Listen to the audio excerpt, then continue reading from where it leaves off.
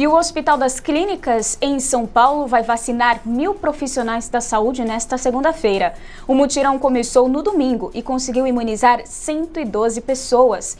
Essa mega operação ocorrerá por 12 horas no hospital. Os detalhes a gente confere em instantes com o repórter Vitor Moraes, que está no HC conferindo essa movimentação. Bom, por enquanto a gente segue aqui no assunto da distribuição das vacinas com o chefe de infectologia da Unesp e consultor da Sociedade Brasileira de Infectologia, Alexandre Naime. Doutor, bom dia e seja muito bem-vindo. Bom dia de novo, Olivia. Prazer estar com todos vocês aqui da Jovem Pan. Esse dia tão esperançoso, né, em que nós começamos efetivamente a vacinação no Brasil todo. E quantas vezes a gente não desejou esse dia, não é mesmo, doutor? Bom, então vamos tirar aqui diversas dúvidas que surgem agora nesse momento, né? A vacinação contra a Covid-19 será iniciada então a partir das 17 horas pelo horário de Brasília, como disse o ministro Eduardo Pazuello, mas vamos retomar aqui, doutor, a quem se aplica a vacinação nessa primeira fase da campanha de vacinação contra a Covid-19? Perfeito, Olivia. Fiz até uma colinha aqui com todos os detalhes, né, porque é muita informação.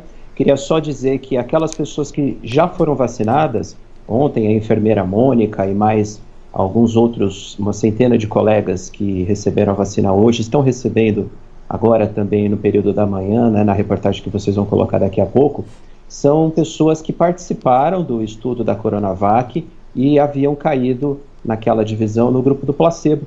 Então, agora que nós já temos os resultados divulgados pela Anvisa, se quebra o sigilo da pesquisa do Coronavac e todos os pacientes que tomaram placebo estão sendo convocados para receber a vacina, né, já que ela se provou eficaz em reduzir casos leves, em reduzir internações, em reduzir pacientes de UTI e óbito.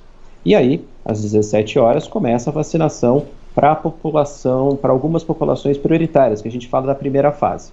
A primeira dessas populações são os trabalhadores da área da saúde, e o primeiro lote está vindo, como vocês já noticiaram, para 6 hospitais universitários que foram as referências de tratamento da Covid-19 durante todo esse período lá em março.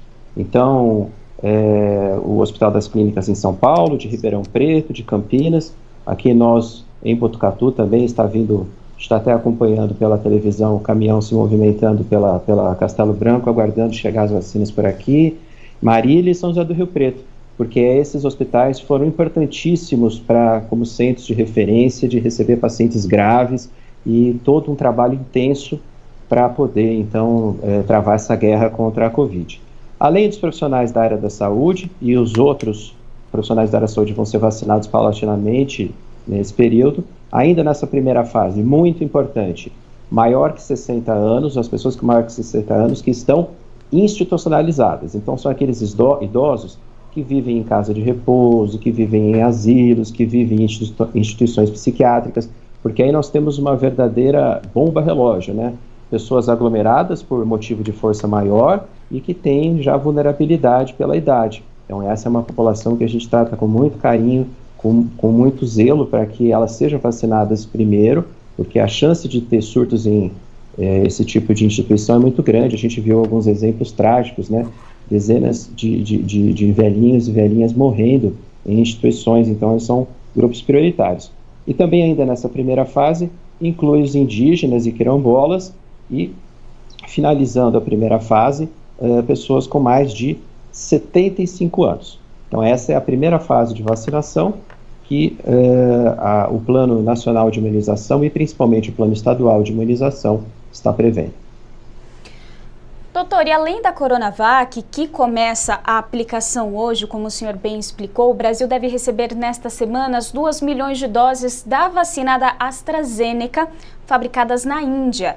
Doutor, existe vacina melhor ou pior? Como conscientizar a população que podemos todos confiar em ambos imunizantes? Nesse momento, Olivia, não existe como comparar a eficácia das vacinas as que nós vamos receber inicialmente aqui no Brasil, a Coronavac e a Oxford AstraZeneca. As duas vacinas foram chanceladas pela Anvisa e, na visão da comunidade científica, ambas as vacinas são muito boas e comparáveis.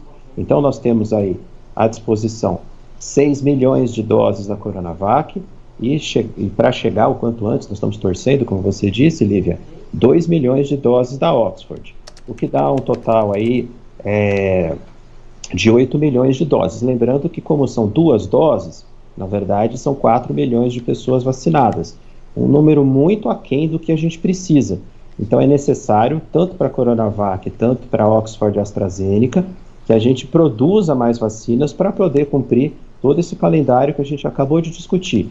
Existe uma preocupação, sim, em relação a que a gente consiga os insumos para que não só essas 4 milhões de pessoas, muitas outras sejam vacinadas nas próximas semanas. Então as duas têm o mesmo perfil de eficácia inicialmente, as duas são extremamente seguras, não houve evento adverso grave ou mesmo óbito nos estudos de fase 3, então a população que tiver o privilégio de poder se vacinar agora nessa primeira onda tem toda a tranquilidade para fazê-lo, e fica aí todo o esforço que deve ser feito pelos governos estaduais e governo federal em relação à produção de mais doses, né?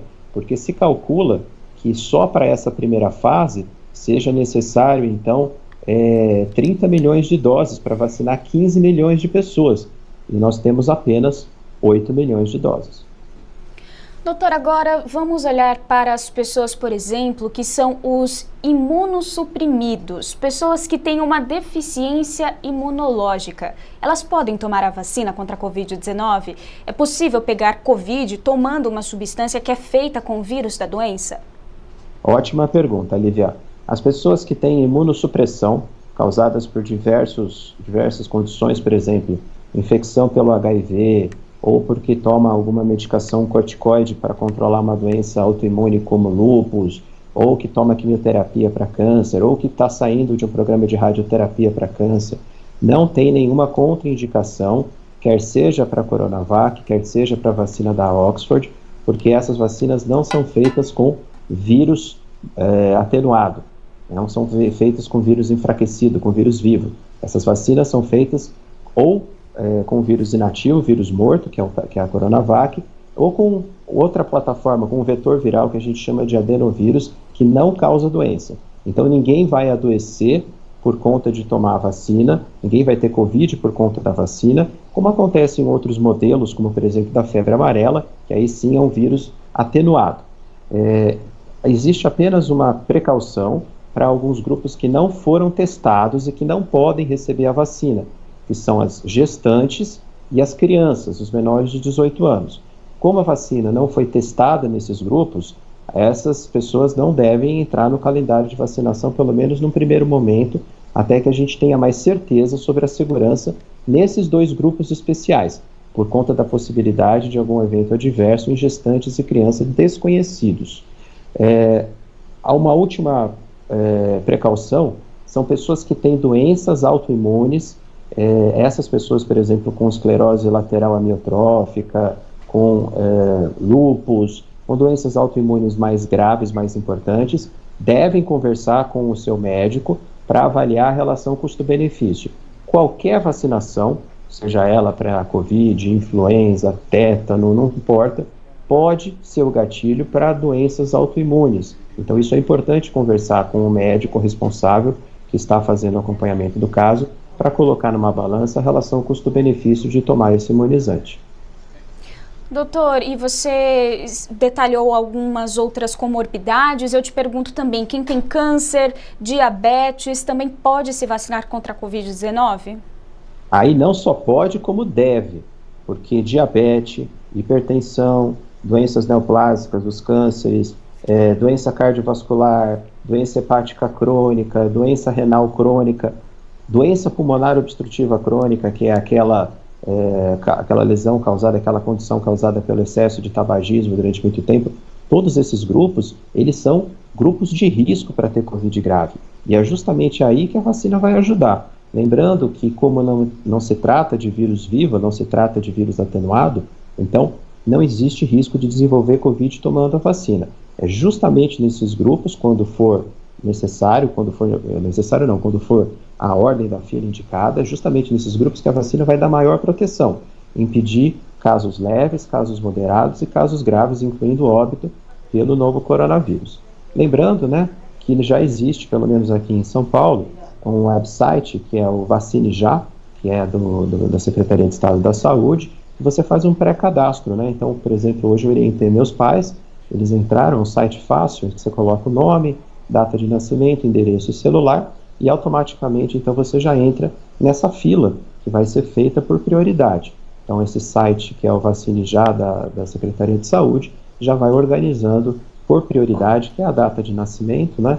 Principalmente em relação ao local na fila em que as pessoas vão estar para receber os imunizantes. Muito bem, doutor. E quem já foi vacinado ainda transmite o vírus? Por exemplo, depois da segunda dose, a pessoa já está imediatamente imunizada? Essa é uma ótima pergunta e eu vou aproveitar para falar uma outra também. Quem já teve Covid, né, deve ou não ser vacinado? Respondendo à primeira pergunta, a vacina ela tem um tempo de ação para que ela consiga fabricar os anticorpos, que são principalmente as substâncias que vão proteger contra a infecção pelo coronavírus. Então, a pessoa vai ter o máximo de proteção 2 semanas após a última dose. Lembrando que na Coronavac, a segunda dose é aplicada entre 2 a 4 semanas depois da primeira. Então, vamos imaginar, eu me vacino hoje, no dia 18 de janeiro, vou tomar a segunda dose da Coronavac no máximo até o dia 18 de fevereiro. E aí eu vou estar completamente imunizado 2 semanas após a segunda dose, ou seja, 2 semanas após o dia 18 de fevereiro. É lógico que eu vou reduzir a chance de aquisição da doença e principalmente das formas leves, moderadas e graves. Eu não estou completamente imune e não vou deixar de transmitir, por isso as medidas necessárias no pacote de prevenção, uso de máscara, distanciamento social e higiene das mãos. A vacina da Oxford e AstraZeneca, ela tem umas doses mais separadas.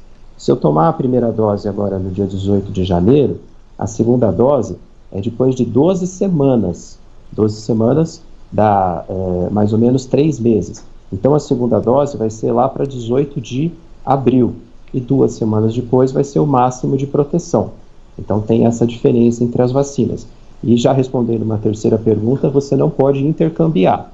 Tomou a primeira vacina da Coronavac, a segunda dose tem que ser da Coronavac, da Oxford é a mesma coisa. Eu não posso tomar a primeira dose da Oxford e depois da AstraZeneca, porque são tecnologias diferentes, são imunizantes diferentes. Uma, como eu disse, usa vírus morto, vírus inativado, o outro usa um vetor de adenovírus. Então, cada um tem que manter a dose de acordo com a primeira.